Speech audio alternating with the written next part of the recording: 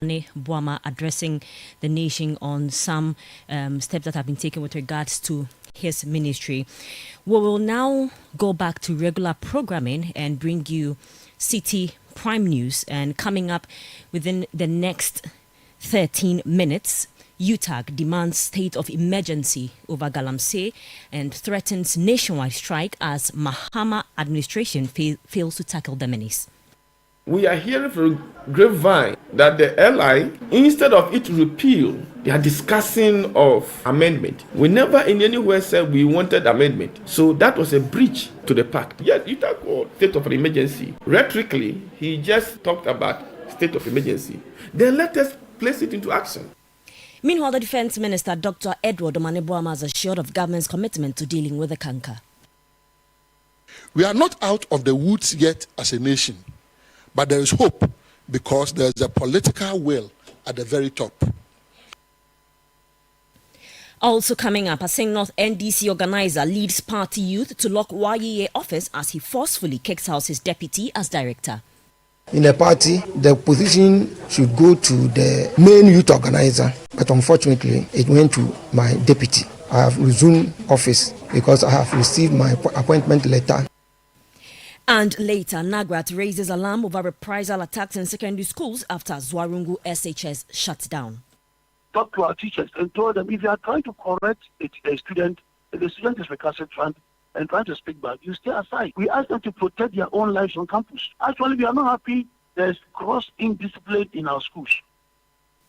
We are live on our affiliates across the country. In the Western region, we're on Beach 105.5 FM and Sky Power 93.5 FM in Takra Debono region. Greener 95.9 FM in Sunyani Ashanti region, at Adjempa 99.9 FM in Inkarie. In the Volta region, we're on Heritage 107.3 FM in Hohoi, Freedom 88.1 FM in Sugakope. And in the Northern region, we're on Radio Gaki 88.3 FM in Saboba. In the Northeast region, Nobia FM 98.1 in Nalerigo. And in the Upper East region, we're on Quality 88.7 FM in Gary. Stay with us for details on these and other stories here on the Citi Prime News. Citi Prime News at 12 midday. Updates you on all the running stories and connects you to the newsmakers. We begin with the University Teachers Association of Ghana, which is reiterating its decision to embark on a nationwide strike if the government fails to honor a pact it signed to combat illegal mining. The agreement signed with the candidates of the two major political parties before the 2024 elections included commitments such as repealing LI 2462 and declaring a state of emergency in illegal mining areas. The intended strike at the time was called off following the pact. In an interview with Citi News, President of UTAG's KNUST chapter, Professor Eric Abavari expressed deep disappointment in the government's efforts and urged the president to declare a state of emergency and adopt pragmatic, results-driven strategies. We are hearing from grapevine that the LI, instead of it repeal, they are discussing of amendment. But that's what we agreed. We never in anywhere said we wanted amendment. So that was a breach to the pact. Somebody may say, well, he said it's an emergency, state of emergency. Yes, you talk about state of emergency. Rhetorically, he just talked about state of emergency. Then let us place it into action. But they just were. So for us, we think the president is not willing to solve the problem. He's just acting, trying to blackmail Ghanaians emotionally. Because he goes on air to speak as though he's committed. But his actions are otherwise. Blue, whatever they call it, guard, or are these people able to match mercenaries in the bush with sophisticated weaponry? They are not committed to solving. And therefore, Utah feels that we have been used.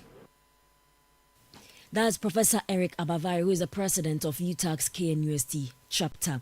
Meanwhile, the Minister of Defense, Dr. Edward Omaneboama, has stated that the government is reviewing its approach to tackling illegal mining in the country.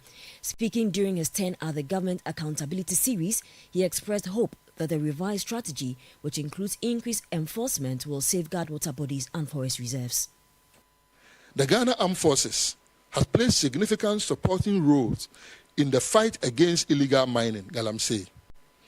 We are not out of the woods yet as a nation, but there is hope because there is a political will at the very top. We have reviewed the fight against illegal mining and have worked with stakeholders to reform the fight. The National Anti-Illegal Mining Operations Secretariat, NIMOS, is a product of that review exercise. The recovery of several forest reserves early this year, which our forest guards could not venture, was led by the Ghana Armed Forces. Additionally, the Navy supported land forces in Operation Hall 2 to combat illegal mining along River Ankobra in the western and western north regions. The Navy's riverine operations along the Volta River, like Operation Oasis in Bui, also assisted in reducing the effects of illegal mining on the Black Volta. That's Dr. Edward Omaneboama. He is the Minister for Defense. Now, the National Association of Graduate Teachers, NAGRAT, has raised concern about an increasing trend of reprisal attacks in senior high schools following the closure of Zoarungo Senior High School in the Upper East region. The Upper East Regional Minister, Donatus Akamugri Atanga, ordered the shutdown after violent clashes erupted between Frafra and Kusasi students over the alleged theft of a mobile phone. The conflict escalated, resulting in the burning of several campus structures and heightened tensions throughout the school. Speaking to Citi News, Upper East Regional Chairman of NAGRAT, John Akunzede, attributed the rising incidents to the absence of effective punitive measures and the widespread use of mobile phones among senior high school students. A woman who was there selling, her shop was burned ashes. And there's also another woman there who was also selling to the students. Her shop was burned to ashes. So they were able to mobilize baskets after the regional minister and the soldiers had moved in. And then they moved all the Boko students to Boko. And as I speak, immediately after that, they closed down the school. Just as you know the situation in Boko, they have to accompany them to Boko. If not, anything at all would have happened on the way. The previous administration brought up measures that no caning, no blah, blah, blah. We should use disciplinary measures or disciplinary check to discipline the students. So as far as NAGRAT is concerned, then we talk to our teachers and told them if you are trying to correct a student, if the student is recalcitrant and trying to speak back, you stay aside. We ask them to protect their own lives on campus. Actually, we are not happy there's gross indiscipline in our schools. The indiscipline is too much. And I heard it from the Minister of Education saying categorically clear that no use of phone in schools. So going forward, they should allow the technocrats to do their own things. And I want to commend the Minister of Education for saying that banning phone use in school. John Agunzede is Upper East Regional Chairman of the National Association of Graduate Teachers, NAGRAT. Now, some aggrieved youth of the National Democratic Congress earlier today stormed the Asen North District Office of the Youth Employment Agency, broke the locks and replaced them to lock out Deputy Constituency Organizer Christian Akumahene Amoa, who had been occupying the office for over 2 months. The group, led by the constituency organizer Francis Bright Ativi, argued that Mr. Amoa was not a rightful appointee and insisted the position should have gone to him. After taking control of the office, they declared Mr. Ativi the new district director. Speaking to Citi News, Francis Bright Ativi claimed he had received an official appointment letter and was now in charge of the post. In the party, the position should go to the main youth organizer, but unfortunately, I don't know what happens. Yeah, it went to my deputy. And so today, I have resumed office because I have received my appointment letter and then my posting letter. That is why I'm here today. In what capacity did your deputy assume work even before you came here today? Well, for that one, I can't tell.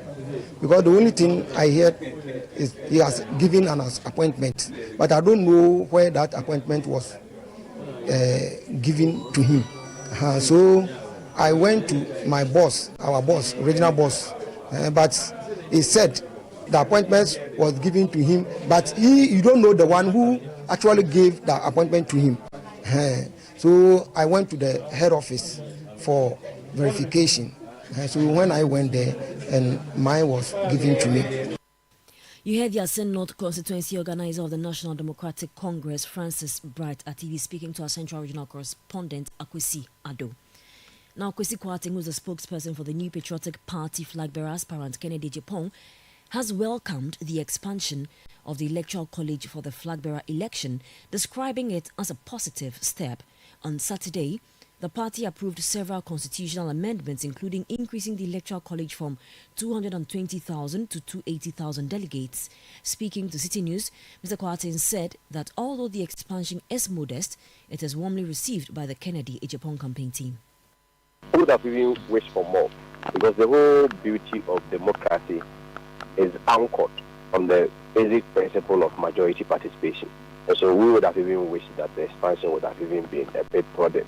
But of course, within the space that we have to and the time and duration that has been proposed for us to have the flag bearership election, I think it is crucial for also all of us to understand that a limited expansion would rather be feasible rather than a broadened expansion because of how the intricacies involved. So I think by and large we are okay with any form of expansion. I think expansion is just good for our democracy. Like I indicated, the essence of democracy is grounded on majority participation. It really does not necessarily have to favor one person, because at the end of the day, nobody knows the minds of who are going to join.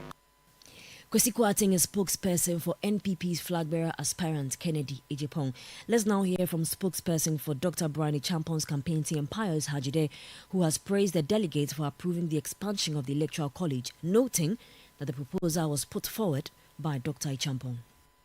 Dr. Brian Champong is also grateful to delegates that some of his views have been accepted at conference. For instance, Dr. wants greater participation and ownership by the party rank and file, and have been calling for the expansion of the electoral base.